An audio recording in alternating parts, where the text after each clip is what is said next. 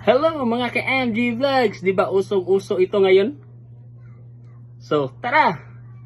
Turuan kita kung paano. Una-una, punta ka sa Google.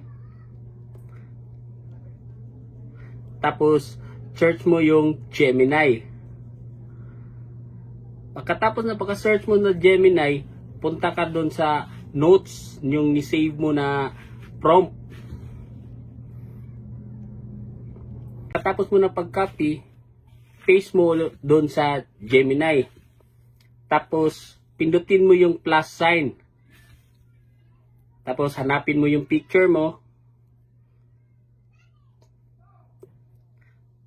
Pagkatapos mo nang mahanap, pindutin mo yung send.